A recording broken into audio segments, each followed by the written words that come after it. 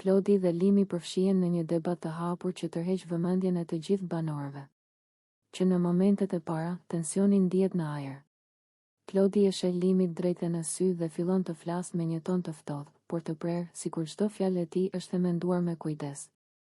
Klodi i thot Limit se sipas tij, ai po mundohet të luajë rolin e të fortit brenda shtëpisë. Ai shprehet se mënyra si Limi flet, si reagon dhe si përpiqet të imponojë veten ndaj të tjerëve, nuk i duket as pak shenjë force. Përkundrazi, sipas Klodit, kjo është vetëm një maskë që Limi po përdor për të mbuluar pasiguritë e veta. Limi reagon menjëherë, i nervozuar nga këto fjalë.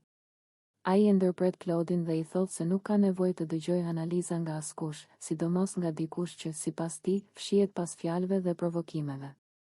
Zëri i Limit ngrihet, ndërsa fytyra i tregon qartë nervat që po mundohet t'i mbajë nën kontroll. Klodi nuk tërhiqet. Ai vazhdon duke i thënë Limit se forca nuk tregohet me zë të lartë, as me kërcënime verbale dhe as me përpjekje për të trembur të tjerët. Ai thekson se një njeri i fortë është ai që di të ruajë qetësinë, të kontrollojë emocionet dhe të përballojë kritikat pa shpërthyer. Sipas tij, Limi po bën të kundërtën. Debati bëhet gjithnjë më i zjarrt. Banorët e tjerë ndalen dhe dëgjojnë në heshtje, disa duke tundur kokën, disa të tjerë duke u përpjekur të kuptojnë se kush ka të drejtë.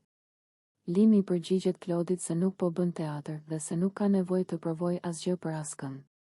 Ai thot se po sillet ashtu siç ndjen dhe se nuk do të ndryshojë për t'i bërë qefin të tjerëve. Klodi e shfrytëzon këtë moment për të thelluar akuzën e tij. Ai i thot Limit se pikërisht kjo është problemi, reagimi impulsiv, mungesa e reflektimit dhe nevoja për të dominuar çdo situatë. Ai shton se shumë banorë e shohin këtë sjellje si pasiguri dhe jo si forcë, edhe nëse nuk ja thon hapur. Limi ndalet për disa sekonda, merr frym thellë dhe pastaj vazhdon. Ai i thot Klodit se është thellë. Të gjykosh nga jashtë, por e vështirë të jetosh çdo ditë nën presionin e shtëpisë. Ai thekson se çdo reagim i tij vjen nga situata konkrete dhe nga provokimet që sipas tij, Klodi dhe të tjerët i kanë bërë vazhdimisht. Debati zgjat me minuta të tëra. Her pas here, të dy ndalojnë, shikohen me tension dhe rifillojnë sërish. Klodi përpiqet ta mbajë tonin më të ulët, duke e theksuar edhe më shumë idenë se qetësia është shenjë force. Limi, nga ana tjetër, përpiqet të tregojë se nuk është i dobët dhe se nuk ka pse të heshtë kur ndihet i sulmuar. Në fund, debati nuk mbyllet me një marrëveshje. Të dy mbeten në qëndrimet e tyre. Klodi e përfundon duke i thënë se koha do ta tregojë kush është vërtet i fortë dhe kush thjesht po luan një rol.